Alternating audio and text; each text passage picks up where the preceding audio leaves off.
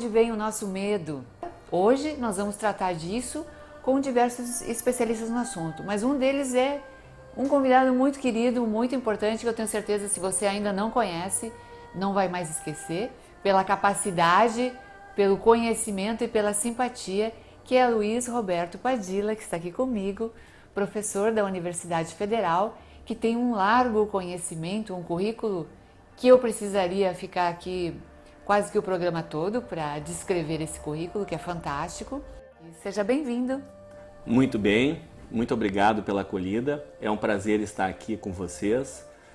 Vamos tratar desse assunto que nos diz respeito a todos. O medo, de onde vem o nosso medo, por que ele se amplia na sociedade contemporânea e o que a gente pode fazer, especialmente a respeito, para controlar esse medo, não deixar o medo nos dominar, pois o medo é a pequena morte, porque ele bloqueia o funcionamento do nosso racional, o nosso cérebro não funciona direito, nosso pensamento não funciona direito, o medo incapacita o funcionamento.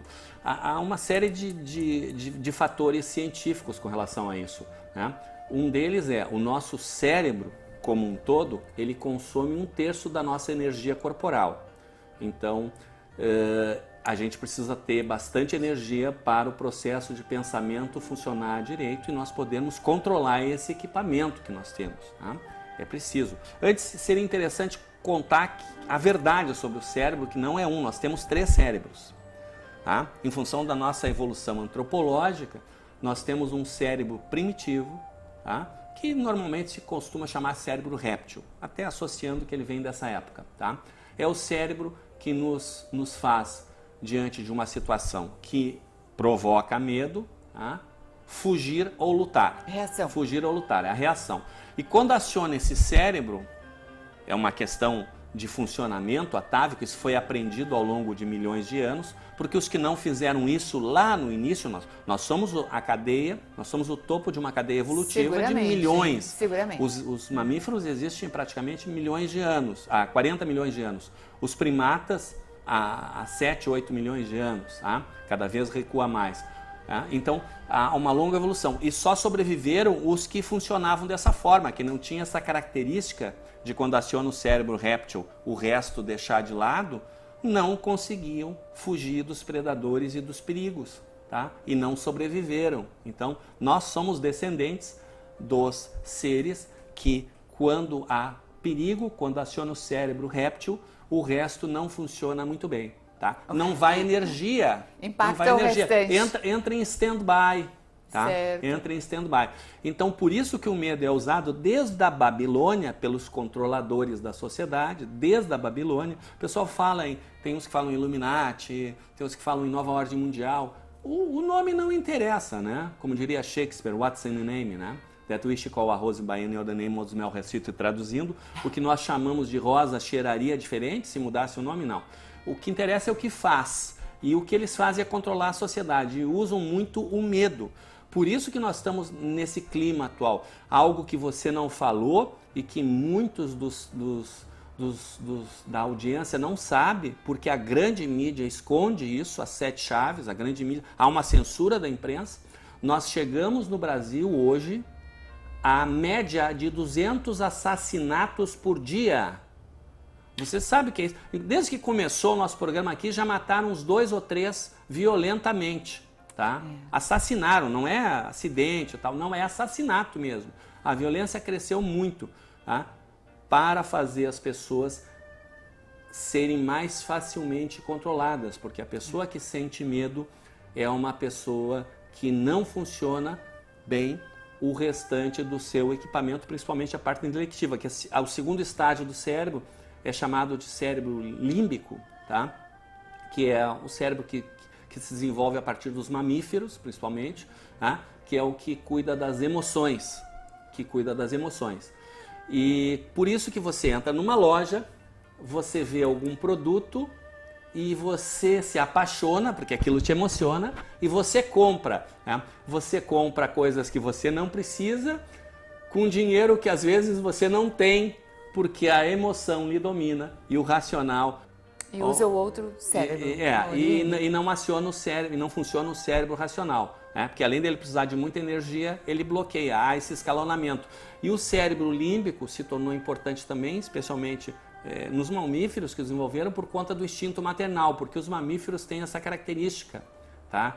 Nós não nascemos prontos, nós mamíferos não nascemos prontos, nós precisamos ser cuidados para chegar num estágio em que nós podemos andar com as nossas próprias pernas, vamos dizer assim, no sentido da vida, nos viver por nós mesmos, né? Nós precisamos ser cuidados. E para isso é preciso que o cérebro límbico, tá? O cérebro límbico realmente seja acionado, porque os pais e os adultos em geral, tá?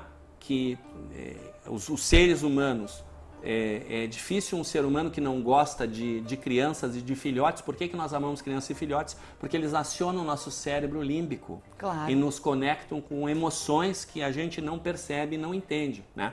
E então, quem não tinha essa característica, os seus filhos não sobreviveram. Portanto, nós somos descendentes também, em escala antropológica, daqueles cujo acionamento do cérebro límbico faz com que o racional não pense muito. Por isso que os pais fazem sacrifícios pelos filhos, tá? Os adultos fazem sacrifícios pelas crianças. Isso é básico da nossa sociedade, tá? Então nós somos descendentes dos que, quando sentem medo, fogem ou lutam. Quando sentem emoção, não funciona o racional. Isso é usado por um grupamento da nossa sociedade, que são 2% mutantes, que eu costumo dizer não têm características humanas, não têm as 3 características humanas, não são seres humanos, portanto. Eles são mutantes, tá? A cada 3% de nascimentos de homens e 1% de nascimentos de mulheres, você vai ter uma mutação genética detectável por exame, e também é detectável por atividade cerebral, porque o cérebro desse ser não tem atividade cerebral nas áreas do juízo de valor, por exemplo. O juízo de valor é essa operação automática que nós fazemos sobre as consequências daquilo que nós até mesmo pensamos. Quantas vezes você vê as pessoas dizerem, você mesmo diz a expressão, nunca pensei nisso? Não passa pela cabeça, por quê? Porque o juízo de valor bloqueia. O juízo de valor é como se fosse um antivírus, um anti-spyware, né? Um firewall poderoso que impede que até pensamentos que possam causar risco à ecologia própria e daquilo com o qual a gente se importa, as pessoas significativas, tá? Esse juízo de valor impede que a gente faça isso. Tá? Isso é uma característica do ser humano e isso requer energia, consome tempo, tá? E por isso que o psicopata parece mais inteligente. Claro, bota 2 computadores com a mesma máquina, os mesmos programas lado a lado, para fazer a mesma operação, sendo que num deles você instala e aciona um antivírus. Vai funcionar muito mais devagar, vai consumir mais energia. Com certeza. Né? E o psicopata é isso, é um perigo. Tá? É um risco para a sociedade, porque ele só pensa nele mesmo, por isso que eles matam pai, mãe, filhos, tá? E é preciso romper esse ato, essa separação descartiana que se fez entre a medicina e o direito. Esse é um dos paradoxos da nossa sociedade. Para superarmos o medo, porque o psicopata, ele manipula tanto a pessoa com que ele interage, quanto coletivamente, ele manipula para criar um ambiente propício para ele. E o ambiente propício para ele é um ambiente de medo, onde as pessoas não vão funcionar, tá? Porque ele é um paradoxo, porque ele não sente medo, que é uma emoção. Ele não aciona o cérebro réptil, tá? Dele, tá? Ele não tem essa característica, tá? Embora ele seja muito covarde. Por quê? Porque ele não tem emoção, e a coragem é uma emoção, a motivação é uma emoção. Ele não tem a conexão espiritual. Tem 2 postagens que foram feitas em junho. Uma é sobre o psicopata em si mesmo, como ele é, como é que ele funciona e como é que ele faz a manipulação a granel, assim, de pessoa a pessoa. Como é que ele faz essa manipulação?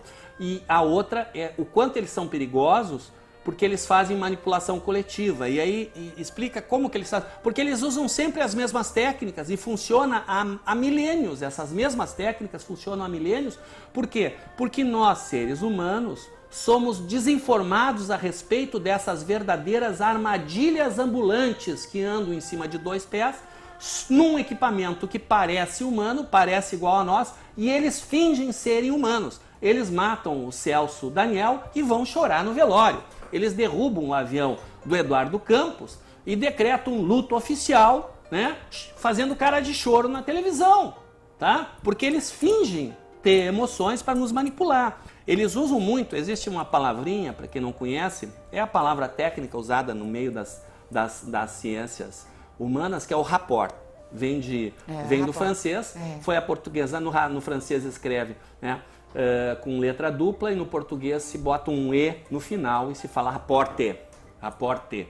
Pois o rapporte é uma qualidade da comunicação. Para termos uma boa comunicação, nós precisamos ter rapporte. Por isso que a gente sorri, né? Por isso que a gente faz um olhar interessante e procura, quando diretamente, procura estabelecer uma linkagem. Então, o que o psicopata faz? Ele percebe que o rapport é uma arma poderosa para criar idolatria.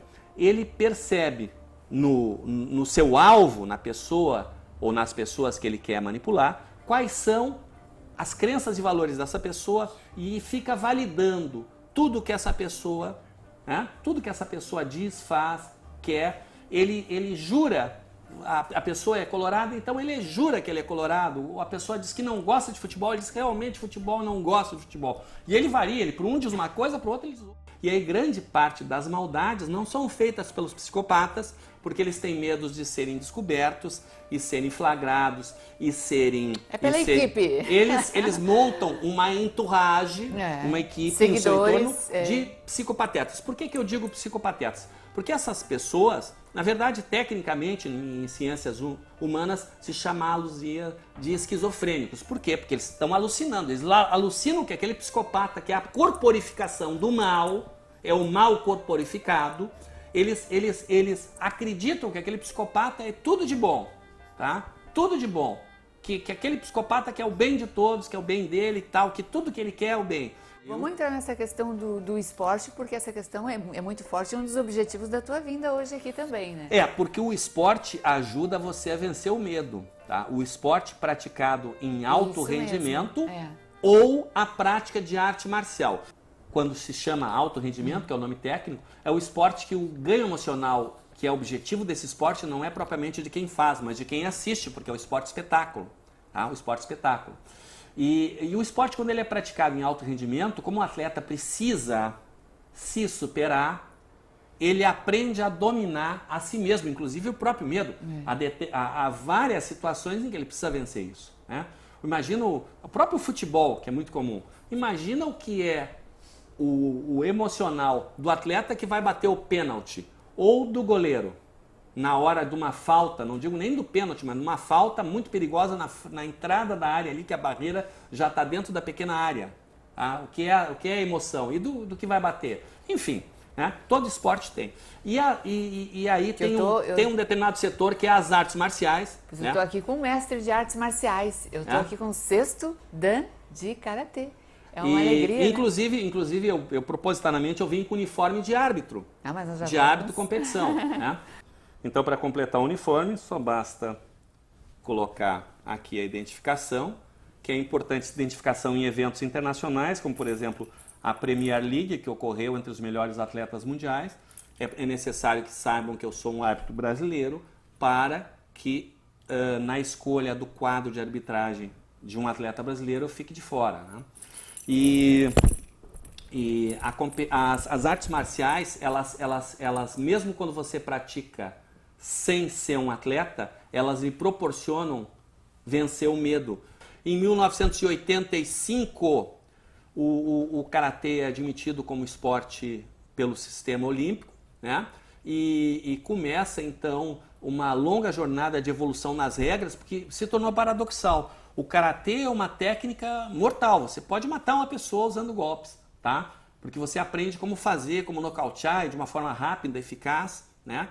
Mas, ao mesmo tempo, ela forma pacifistas, porque justamente você controla o seu medo. Isso. E o paradoxo do karatê esportivo, né?